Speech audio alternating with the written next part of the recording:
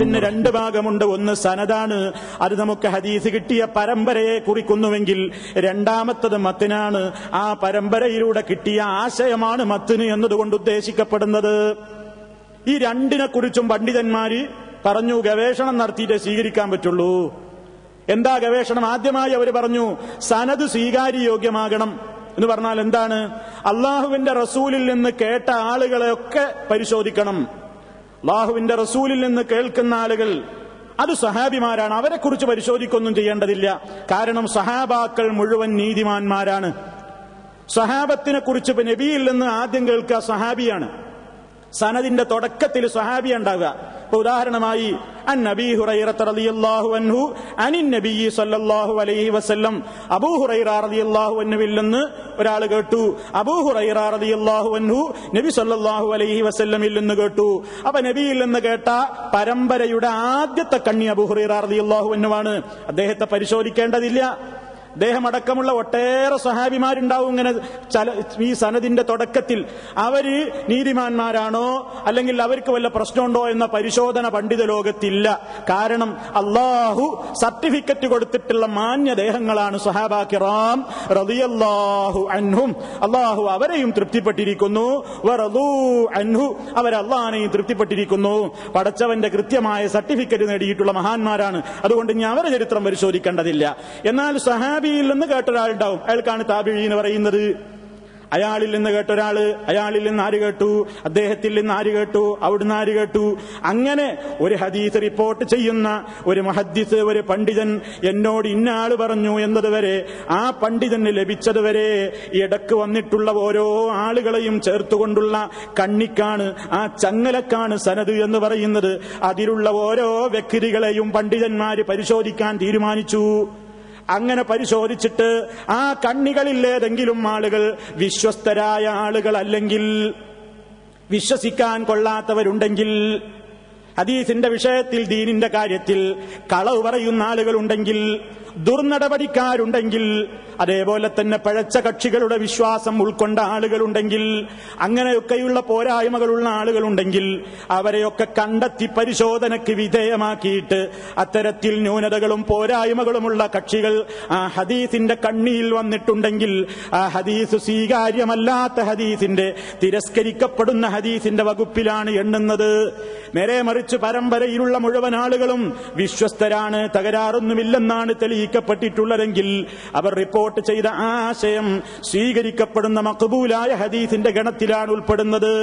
അങ്ങനെയാണ് പണ്ഡിതന്മാര് മഖ്ബൂലും മർദൂദും അഥവാ ഹദീസുകളിൽ കൊള്ളാവുന്നതും തള്ളാവുന്നതും തീരുമാനിച്ചത്.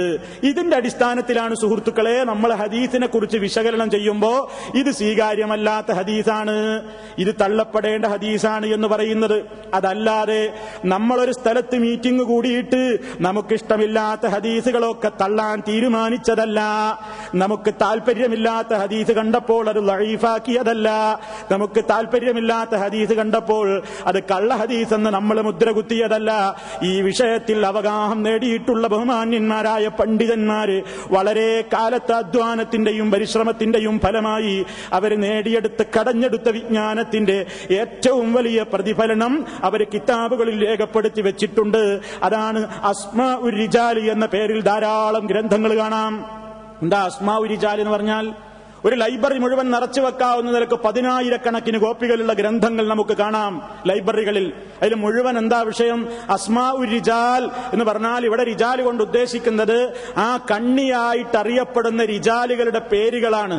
ഓരോരുത്തരെയും എന്ന് ജനിച്ചു, എവിടെ ജനിച്ചു, ആരൊക്കെ പഠിപ്പിച്ചു, ആരുടെയൊക്കെ കീഴിൽ പഠിച്ചിട്ടുണ്ട്, ആരെയൊക്കെ കണ്ടിട്ടുണ്ട്, എന്തായിരുന്നു അയാളുടെ അഖീദ, എന്തായിരുന്നു അയാളുടെ സ്വഭാവം, എന്തായിരുന്നു അയാളുടെ പ്രകൃതി, കൃത്യമായ പരിശോധനയ്ക്ക് വിധേയമാക്കപ്പെടുന്ന ചരിത്ര ഗ്രന്ഥങ്ങളാണ് സുഹൃത്തുക്കളെ അസ്മാഉർ റിജാൽ. ആ പേരിൽ തന്നെ ഗ്രന്ഥങ്ങളുണ്ട്. അങ്ങനെ ഒരു ഹദീസിന്റെ സനദ് കിട്ടിക്കഴിഞ്ഞാൽ അതിലുള്ള ആളുകളെ നമുക്ക് ഒരു ഡിക്ഷണറി നോക്കും പോലെ അക്ഷരമാല ക്രമത്തിൽ കിതാബാണ് പരിശോധിച്ചു നോക്കിയാൽ, ഇപ്പൊ മുഹമ്മദ് എന്നൊരു വ്യക്തിയാണെങ്കിൽ മീമ് വന്നിട്ടുള്ള പേരുകളൊക്കെ ആ ഗ്രന്ഥത്തിൽ ഇങ്ങനെ തുടർച്ചയായിട്ട് വരും. അപ്പൊ ആ മുഹമ്മദ് ആ പരമ്പരയിൽ വന്ന അയാളെ വാപ്പാരാണ്, അയാൾ എന്നാ ജനിച്ചത്, അയാൾ എന്താ സ്വഭാവം, അയാൾ വിശ്വസ്തനാണോ, അങ്ങനെയാണ് പരിശോധിച്ചു നോക്കുമ്പോ അയാൾ വിശ്വസ്തനാണോ ഈ ഹദീസ് സ്വീകരിക്കും, അയാൾ വിശ്വസിക്കാൻ കൊള്ളാത്തവനാണോ എങ്കിൽ തള്ളും. ഇങ്ങനെ ഓരോരുത്തരെ കുറിച്ചുമുള്ള ചർച്ച, പഠനം ഉലൂമുൽ ഹദീസിൽ അഥവാ ഹദീസ് നിദാന ശാസ്ത്രത്തിൽ കൃത്യമായി രേഖപ്പെടുത്തപ്പെട്ടിട്ടുണ്ട്. അതിവിടെ ഗ്രന്ഥത്താളുകളിൽ ലഭ്യവുമാണ്. സുഹൃത്തുക്കളെ, ഇന്നൊക്കെ പണ്ട് കാലത്തേക്കാൾ ഇന്ന് കാര്യങ്ങൾ വികസിച്ചു കഴിഞ്ഞു. ഗ്രന്ഥങ്ങളുടെ താളുകൾ പരതി സമയം കളയേണ്ടതില്ല. ഇന്ന് ഇന്റർനെറ്റിന്റെ വിവിധ വെബ്സൈറ്റുകളിലൂടെ അതല്ലെങ്കിൽ നമുക്ക് നൊടിയിട കൊണ്ട് ഒരു റാവിയെക്കുറിച്ച്, ഒരു റിപ്പോർട്ടറെ കുറിച്ച്, ഒരു സനദിലുള്ള കണ്ണിയെക്കുറിച്ച് പരിശോധിക്കാൻ അറിവുള്ള പണ്ഡിതന്മാർക്ക് ഇന്ന് പെട്ടെന്ന് സാധിക്കുന്ന അത്ര IT യുഗം വളർന്നു കഴിഞ്ഞൊരു കാലഘട്ടത്തിലാണ് നാം ഇന്ന് ജീവിച്ചുകൊണ്ടിരിക്കുന്നത്. അതിന്റെ അടിസ്ഥാനത്തിലൊക്കെയാണ് ഇൽമുള്ള പണ്ഡിതന്മാർ ഹദീസുകളെ ചർച്ചയ്ക്ക് വിധേയമാക്കിയിട്ടുള്ളത്, പഠനത്തിന് വിധേയമാക്കിയിട്ടുള്ളത്. ഈ വിഷയത്തിൽ ഏറ്റവും കൂടുതൽ ഈ അടുത്ത കാലത്ത് മരണപ്പെട്ടു പോയ അറിയപ്പെടുന്ന ഒരു മുഹദ്ദിസും നിരൂപകനുമായിരുന്നു മഹാനായ നാസിറുദ്ദീനുൽ അൽബാനി റഹ്മത്തുള്ളാഹി അലൈഹി. അങ്ങനെ പലരും മുമ്പ് കഴിഞ്ഞു പോയിട്ടുണ്ട്. ഇന്നും പലരും അവരുടേതായ അധ്വാനങ്ങൾ, അവരുടേതായ പരിശ്രമങ്ങൾ ഈ മേഖലയിൽ നടത്തിക്കൊണ്ടിരിക്കുന്നുമുണ്ട്. ഈ ആമുഖം നിങ്ങളുടെ മനസ്സിൽ വേണം. കാരണം നമ്മൾ ഹദീസ് ഇത് സ്വീകരിക്കപ്പെടുന്നതല്ല എന്ന് പറയുമ്പോൾ തന്നിഷ്ടപ്രകാരം തള്ളിയതല്ല, അതിന് ചില മാനദണ്ഡങ്ങളുണ്ട്, ആ മാനദണ്ഡങ്ങളിലൂടെയാണ് തള്ളിയത് എന്ന് ശ്രോതാക്കൾ കൃത്യമായി മനസ്സിലാക്കാൻ വേണ്ടിയാണ് ഈ ആമുഖം ഞാൻ സൂചിപ്പിച്ചത്. അങ്ങനെ സ്വീകരിക്കപ്പെടുന്ന ഹദീസിന് സഹീഹ് എന്ന് പറയും, അസ്വീകാര്യമായത് ദുർബലമായതിന് ലഈഫ് എന്ന് പറയും, നിർമ്മിച്ചുണ്ടാക്കിയ കള്ള ഹദീസിന് മൗലൂഅ് എന്ന് പറയും. അങ്ങനെ ഒരുപാട് സാങ്കേതിക നാമങ്ങൾ അതിലുണ്ട്, അതിലേക്കൊന്നും ഞാൻ പ്രവേശിക്കുന്നില്ല. അപ്പൊ ചുരുക്കത്തിൽ ഒരു ഏകദേശ രൂപം നിങ്ങളുടെ മനസ്സിൽ ഇതുകൊണ്ടുണ്ടായിരിക്കും എന്ന ഉത്തമമായ ബോധത്തോടുകൂടി ഞാൻ ഇവർ സാധാരണയായിട്ട് ഉന്നയിക്കുന്ന ഒന്നാമത്തെ ഭാഗത്തിലേക്ക് പ്രവേശിക്കുകയാണ്. എന്താണത്? അവർ പറയുന്നു, മുജാഹിദുകളെ, നിങ്ങൾ പറയുന്നത് നബിയുടെ ഹക്ക് ജാഹ് ബർക്കത്ത് കൊണ്ട് ഇങ്ങനെ പ്രാർത്ഥിക്കാൻ പാടില്ല എന്നല്ലേ? എങ്കിൽ ലോകത്തെ ആദ്യത്തെ മനുഷ്യനാണ് ആദം അലൈഹിസ്സലാം. മനുഷ്യന്റെ ചരിത്രം തൊട്ട് തവസ്സുലിന് നബിയുടെ ഹക്ക് കൊണ്ട് പ്രാർത്ഥിക്കുന്ന പരിപാടിക്ക് മനുഷ്യ ചരിത്രത്തോളം പഴക്കമുണ്ട് എന്നാണ് പറയാറുള്ളത്. ആദം നബി അലൈഹിസ്സലാമാണ് ഒന്നാമതായി നബിനെ കൊണ്ട് തവസ്സുലാക്കിയത്, ഇടതേടി പ്രാർത്ഥിച്ചത് എന്നാണ് പറയാറുള്ളത്. അതാണ് മങ്കൂസ് മൗലിദിൽ കാണാം, അലാ ഹുവല്ലദീ തവസ്സല ബിഹി ആദം അലൈഹിസ്സലാം. അലാ അറിയണേ, ഹുവല്ലദീ തവസ്സല ബിഹി ആദം, ആദം നബി അലൈഹിസ്സലാം ഈ നബിയെ കൊണ്ടാണ് തവസ്സുലാക്കിയത്, ഇടതേടി പ്രാർത്ഥിച്ചത്. ഇതാണ് ഇപ്പൊ മൗലൂദിൽ നമുക്ക് കാണാൻ സാധിക്കുന്നത്. സുഹൃത്തുക്കളെ, ഇതിന് പ്രമാണങ്ങളുടെ പിൻബലം ഇല്ല. പരിശുദ്ധ ഖുർആനിൽ ഈ സംഗതി ഇല്ല, സ്വഹീഹായ ഹദീസിലും ഇല്ല. പിന്നെ എവിടെയാ ഉള്ളത്? ഞാൻ ഈ പറഞ്ഞ രൂപത്തിൽ, നേരത്തെ ഈ ആമുഖം കേൾപ്പിച്ച രൂപത്തിലുള്ള ഒരു റിപ്പോർട്ടിലാണ് ഇത് വന്നിട്ടുള്ളത്. യഥാർത്ഥത്തിൽ നടന്ന സംഭവം എന്താണെന്ന് പരിശുദ്ധ ഖുർആൻ പറയുന്നുണ്ട്. ആദം അലൈഹിസ്സലാമിനെയും ഹവ്വായിനെയും അള്ളാഹു സ്വർഗത്തിൽ താമസിപ്പിച്ചു. എല്ലാ പഴങ്ങളും ഭക്ഷിച്ചോളാൻ പറഞ്ഞു. ഒരു നിശ്ചിത മരത്തിലേക്ക് ചൂണ്ടിയിട്ട് അതിനോട് അടുക്കരുതെന്ന് പറഞ്ഞു. അങ്ങനെ കുറച്ചു കാലം കഴിഞ്ഞപ്പോ ഇബ്ലീസ് നമ്മുടെ ഉമ്മയുടെയും ഉപ്പയുടെയും മനസ്സിൽ ദുർബോധനം നടത്തി. അങ്ങനെ അവർ അരുതാത്തത് ചെയ്തു, വിലക്കപ്പെട്ട കനി ഭക്ഷിച്ചു. അവരിൽ അബദ്ധം സംഭവിച്ചു.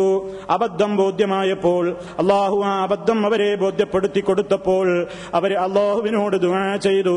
ആ ദുആയുടെ വാചകവും റബ്ബിൽ നിന്നാണ് അവർ പഠിച്ചത്. ഫതലഖാ ആദമു മിർ റബ്ബിഹി കലിമാത്തിൻ ഫതാബ അലൈഹി ഇന്നഹു ഹുവത് തവ്വാബുർ റഹീം. ആദം നബി അലൈഹിസ്സലാത്തു വസ്സലാം അള്ളാഹുവിങ്കൽ നിന്ന് ചില കലിമാത്തുകൾ സ്വീകരിച്ചു, പഠിച്ചു. ആ കലിമാത്തുകളിലൂടെ അള്ളാഹുവിന്റെ ആദം ആദ്യമായി അള്ളാഹുവിനോട് ദുആ ചെയ്തു, പടച്ചവനോട് പശ്ചാത്തപിച്ചു. അള്ളാഹു ആ പശ്ചാത്താപം സ്വീകരിക്കുകയും ചെയ്തു എന്ന് സൂറത്തുൽ ബഖറ അടക്കമുള്ള അധ്യായങ്ങളിൽ പറയുന്നു. എന്തായിരുന്നു പ്രാർത്ഥിച്ചത് എന്ന് ഖുർആൻ ഒരു സ്ഥലത്ത് അവ്യക്തമായി പറഞ്ഞത് വേറെ സ്ഥലത്ത് വ്യക്തമായി പറഞ്ഞാൽ നമുക്ക് പിന്നെ മറ്റ് വിശദീകരണങ്ങൾ തേടേണ്ട ആവശ്യമില്ലല്ലോ. അൽ ബഖറ സൂറത്തിൽ എന്താണ് കലിമാത്ത് എന്ന് പറഞ്ഞിട്ടില്ല. കലിമാത്തുകൾ അല്ലാഹുവിങ്കൽ നിന്ന് സ്വീകരിച്ചു, പഠിച്ചു എന്നേ അവിടെ പറഞ്ഞിട്ടുള്ളൂ. അങ്ങനെ അത് മുഖേന ദുആ ചെയ്തപ്പോൾ അള്ളാഹു പുറത്തു കൊടുത്തു എന്നാണ് പറയുന്നത്. അതേ വിഷയം തന്നെ സൂറത്തുൽ അഅറാഫിൽ അല്ലാഹു തആല പറഞ്ഞപ്പോ അവിടെ കൃത്യമായി പറയുന്നുണ്ട്. എന്താണ് അവരിൽ നിന്ന് സംഭവിച്ച തെറ്റെന്ന് അല്ലാഹു ബോധ്യപ്പെടുത്തി കൊടുത്തപ്പോ ഖാലാ, അവർ രണ്ടാളും പറഞ്ഞു, റബ്ബനാ ളലംനാ അൻഫുസനാ വഇല്ലം തഗ്ഫിർ ലനാ വതർഹംനാ ലനകൂനന്ന മിനൽ ഖാസിരീൻ.